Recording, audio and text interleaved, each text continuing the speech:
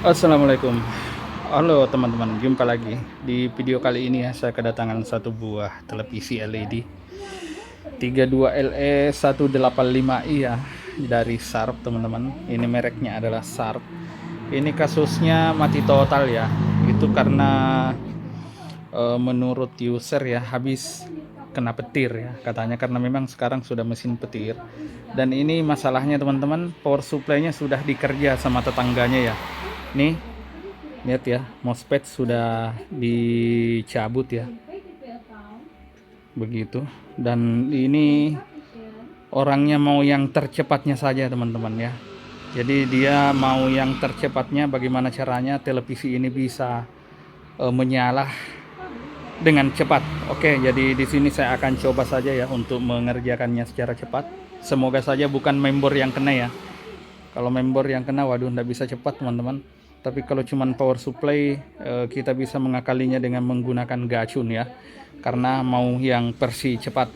Oke, jadi di sini saya akan langsung saja untuk mengerjakan power supply-nya saja ya. Jadi kita cabut saja dulu untuk kabelnya. Terus kemudian nih, kita lihat ya, kayaknya memang sudah dicabut teman-teman. Ini ada bekasnya.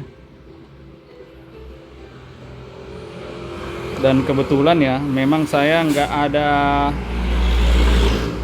stok untuk MOSFET ini ya. Semuanya kosong karena akhir-akhir ini banyak sekali power supply yang masalahnya itu habis terkena petir ya. Jadi MOSFET habis.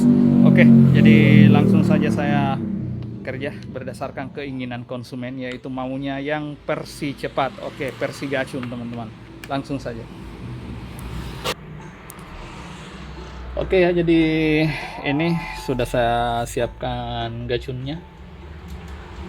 Jadi di sini sudah ada gacun ya. Di sini saya menggunakan gacun 4 kabel ya teman-teman.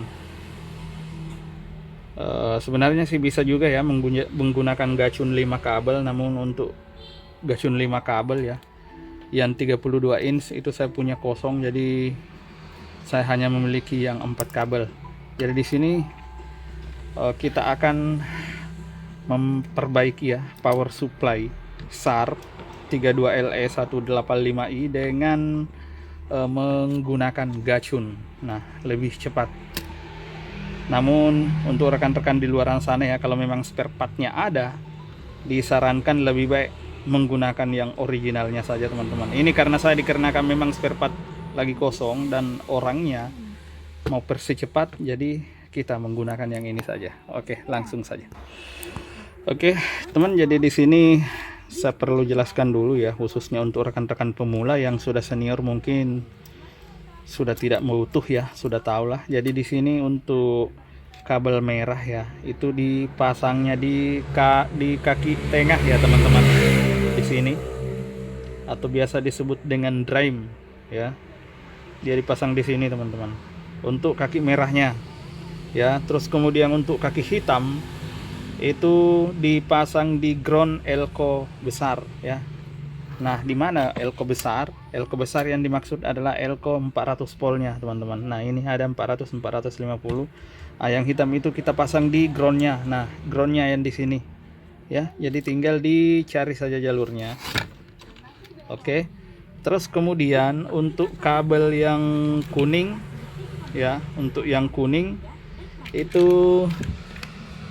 teman-teman bisa pasang di output ya, outputnya teman-teman. Jadi harus di sini ditahu dulu outputnya berapa ya, ditahu dulu outputnya. Nah, yang mana outputnya? Di sini untuk power supply Sharp tipe ini, di sini ada dua macam teman-teman. Ini untuk output tegangan backlight. Nah, bukan yang ini ya, namun yang dicari adalah yang di sini, yang ke mainboard. Output yang ke mainboard adalah output antara 5 hingga 24 volt.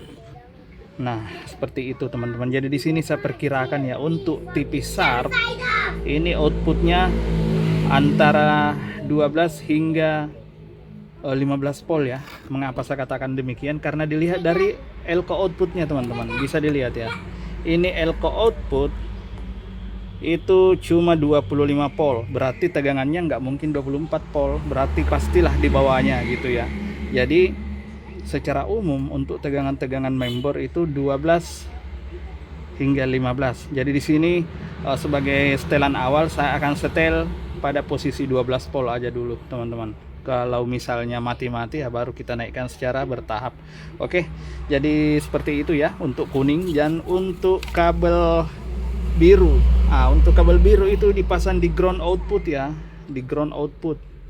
Nah itu kan tadi hitam di ground input tegangan 400 volt ya, Elko 400 volt. Kalau untuk yang si biru ini itu berada di ground input, ground output teman-teman. Berarti di ground Elko ini bisa ya, di ground Elko ini bisa begitu. Terus kuningnya di sini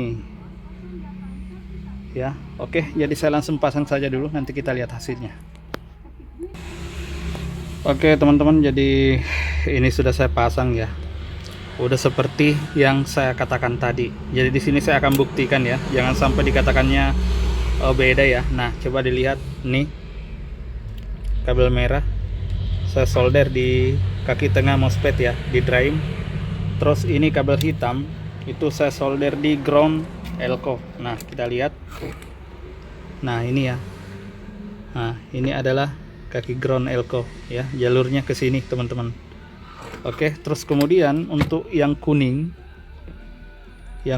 itu tadi saya katakan ya, di output flash 5 hingga 12 volt ya, output member. Nah ini lihat, ini adalah dioda ya teman-teman nih, ke sini menyeberang melalui L, menyeberang melalui jumper dan keluar di sini. Ini adalah outputnya. Nah sementara yang warna biru saya tadi katakan ya, di ground output. Nah ini dia, ini ground output ya,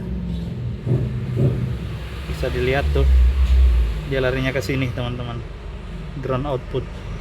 Oke, seperti itu ya. Jadi setelah pemasangannya cukup benar ya, dan harus benar, tidak boleh salah ya teman-teman, karena kalau salah itu bisa menyebabkan kerusakan ya. Langsung saja kita tes ya, kita tes. Dan di sini harus diposisikan pada tegangan out di posisi 12 dulu ya, atau disesuaikan sesuai dengan input mainboard kita masing-masing ya. Karena untuk input mainboard itu ada bermacam-macam ya, ada yang 5 volt, ada yang 12, ada yang 15 teman-teman. Bahkan pernah saya dapati ya, tapi itu bukan televisi ya.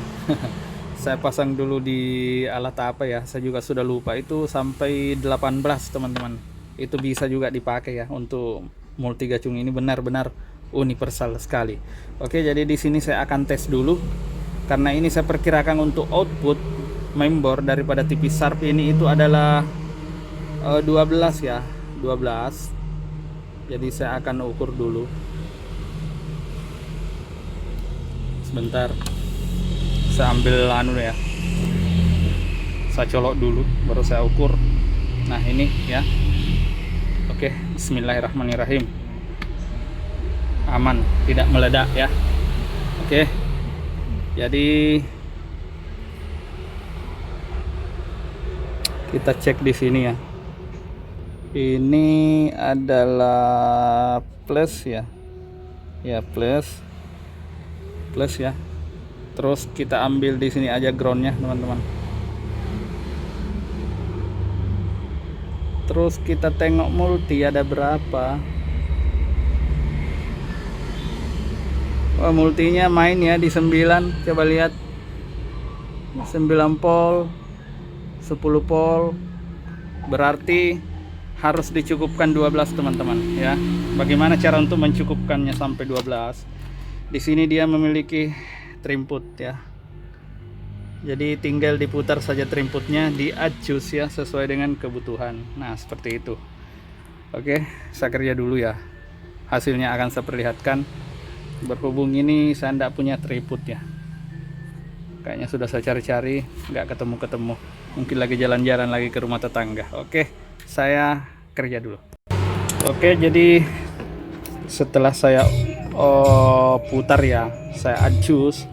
Di sini saya sudah berhasil mendapatkan tegangan yang dibutuhkan teman-teman. Coba ya, kita ukur ulang.